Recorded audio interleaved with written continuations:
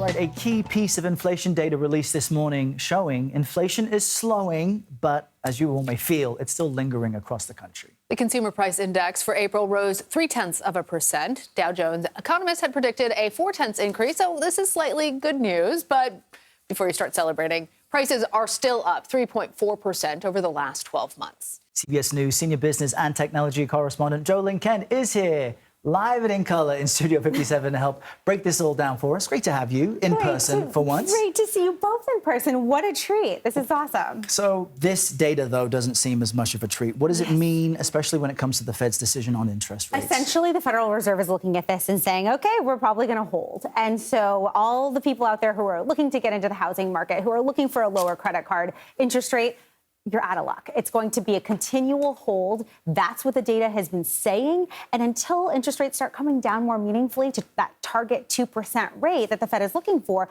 a few months in a row, we're unlikely to see any movement on interest rates in the downward direction.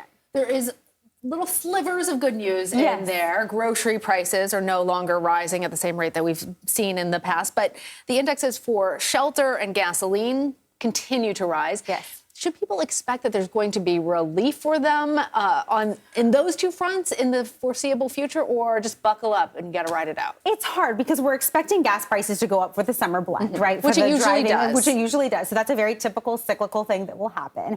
But look, things like your monthly expenses continue to be really expensive. I don't expect to see major relief, for example, on auto insurance, right? If you feel like your auto insurance has gone up, it has. It's up over 20% year over year.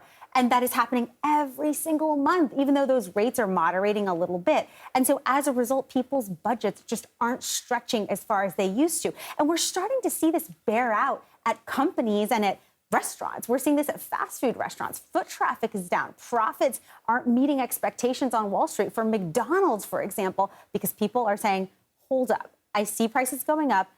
And even though this is kind of affordable, I don't want to spend more money on something that's supposed to be value and cheaper.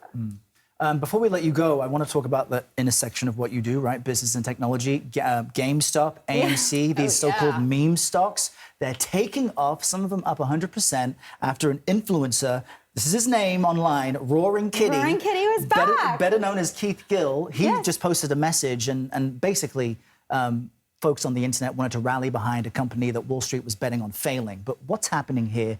Is it really about social media influence or something a bit more particular? There was some excitement about Roaring Kitty making one post on X after he hadn't done so in a long time. And so there was this anticipation that built. So we saw some of those stocks, including GameStop, on Monday and Tuesday go up. But now they're coming back down. AMC has issued an opportunity and a change, so the way its investments work, its stock works. And so, but there it is. That is the post from Roaring Kitty, from Keith Gill. And so as a result, you see this return to excitement about these stocks, but they are coming back down today. It seems like some of that is fizzling out. So nothing changed in the fundamentals. Not major changes in the fundamental, yes, but you also see these companies, they're trying to figure out how to maximize, survive, and thrive in this current environment. Obviously, AMC, I mean, they have said in the past that all of their success last year was due to two people, Taylor Swift and Beyonce. And you don't have that coming down the pipe this year. So that company in particular is looking at its own situation with all of that real estate and all of those theaters, wondering, okay,